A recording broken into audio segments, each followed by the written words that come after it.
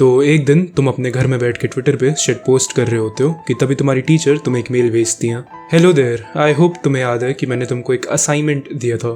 तुम्हें ह्यूमंस को 2030 तक मार्स पे ले जाना है। प्लीज इस प्रोजेक्ट को जल्दी से जल्दी पूरा करो, वरना अगली बार से मैं तुम्हें सुषमा की क्लास में नहीं बैठने दूंगी। रिगार्ड्स, प्रोफेसर रेखा। ओके, तुम्हारा प्रोजेक्ट है कि तुम्हें मार्स को कॉलोनाइज करना है। तो एक मार्स मिशन के लिए चाहिए बिलियंस ऑफ डॉलर्स, एक स्पेस एक्सप्लोरेशन कंपनी और कंपटीशन। फॉर्चुनेटली तुम्हारे पास है बिलियंस ऑफ डॉलर्स, एक स्पेस एक्सप्लोरेशन कंपनी और एक टकला जिसके पास है बिलियंस ऑफ डॉलर्स और एक मजाक। Very nice. अब मार्स पे जाने के लिए तुम्हें अपने रॉकेट को एक बहुत ही पर्टिकुलर टाइम पीरियड में लॉन्च करना पड़ेगा, जिसे क्लोज अप्रोच कहा जाता है, और ये सबसे एफिशिएंट तरीका है मार्स तक पहुंचने का। लेकिन प्रॉब्लम ये है कि क्लोज अप्रोच हर 26 मंथ्स पे होता है, जिसका मतलब कि अगर तुम्हारे वहां जाने के बाद कोई इमरजेंसी होती है तो you are fucked. For example, let's say कि तुम मार्स पे हो और तुम्हारे साथ वहां एक फीमेल एस्ट्रोनॉट है। तुम दोनों एक दूसरे को पसंद करते हो एंड फॉर सम रीजन तुम दोनों को पैसेंजर्स के क्रिस प्रैट और जेनिफर लॉरेंस जैसे स्पेस में शारीरिक संभोग करने का मन करता है एंड यू डू इट। पर somehow the female astronaut gets pregnant, और क्योंकि मार्स पे हॉस्पिटल्स नहीं है तुम्हें उसे 9 महीनों के अंदर अर्थ पे वापस भेजना पड़ेगा। Now how will you plan to do that?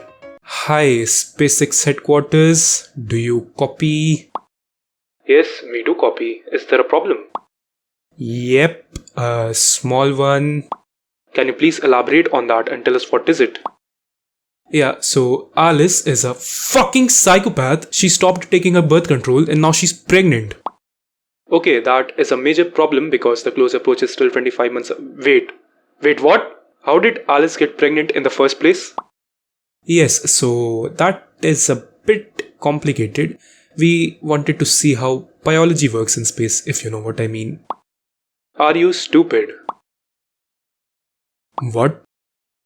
Are you fucking stupid? तो हाँ, अब ऐसे ही एक लड़की की जगह न्यूक्लियर रिएक्टर्स या ऑक्सीजन सप्लाईज को इमेजिन कर लो। लेट्स से तुम्हें इनमें से किसी भी चीज की अर्जेंटली जरूरत पड़ी, तो how will you send it Mars तक? क्योंकि अगर 26 महीनों के अंदर तुम्हें चीजें नहीं मिलेंगी तो तुम काफी मरे मरे से हो जाओगे। फिर एक प्रॉब्लम ये भी है कि रेडियो सिग्नल्स टेक 30 मिनट्स अर्थ और मार्स के बीच में ट्रैवल करने के लिए, जिसका मतलब हेडक्वार्टर्स और तुम्हारे बीच में 30 मिनट का कम्युनिकेशन गैप होगा। लेकिन आई एम श्योर तुम इस चीज को सॉर्ट आउट कर लोगे, क्योंकि प्रोबेबली तुम्हारी क्रश इससे ज्यादा टाइम लेती है तुम्हारे मैसेजेस को रिप्लाई करने में, और फिर भी तुम्हें लगता है कि एक दिन वो तुम्हें पसंद करने लगेगी। तो आई होप तुम इतने ही ऑप्टिमिस्टिक इस प्रोजेक्ट के बारे में भी हो। अब अगर तुमने ये दो प्रॉब्लम सॉल्व कर भी लिए तो मार्स की रेडिएशन प्रॉब्लम को कैसे सॉल्व करोगे? अर्थ सारी सोलर रेडिएशन को फिल्टर आउट कर देती है, लेकिन मार्स पे वो रेडियो एक्टिव पार्टिकल्स 24/7 तुम्हारे शरीर के थ्रू पास करेंगे, प्रोबेबली तुम्हारे कई ऑर्गन्स को जेनेटिकली म्यूटेट करते हुए। और मुझे तुम्हारे बारे में तो नहीं पता, लेकिन मुझे अपने जेनिटल्स रेडिएशन की वजह से खराब नहीं करवाने। इस प्रॉब्लम के लिए रिस्पॉन्सिबल है मार्स का थिन एटमॉस्फेयर। हम इंसान अर्थ के थिक एटमॉस्फेयर के हिसाब से इवॉल्व हुए हैं, so we like thick thick thick thick. Mars का एटमॉस्फेयर नॉट सो थिक। अब इसे थिक कैसे बनाएं?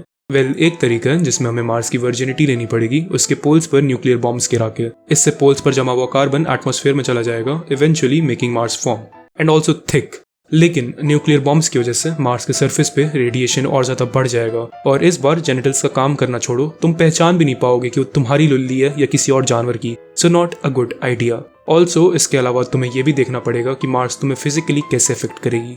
मे बी तुम्हें लगता होगा कि अर्थ पर गर्मी ज्यादा हो जाती है कभी कभी, लेकिन overall earth is a pretty good girl. वहीं मार्स पे हर महीने तुम अपनी 2% बोन डेंसिटी लूज कर दोगे। नाउ अगेन, इस बार शारीरिक संभोग के टाइम तुम्हारे जेनिटल्स ढंग से काम करेंगे, लेकिन अगले दिन पक्का से तुम्हें अपने पूरे शरीर पे प्लास्टर्स करवाने पड़ेंगे। So yes, good luck with that. Also Mars के सरफेस पे परक्लोरेट्स पाए जाते हैं, जो कि तुम्हारे लंग्स में घुस के तुम्हारे साथ कुछ ऐसा करेंगे।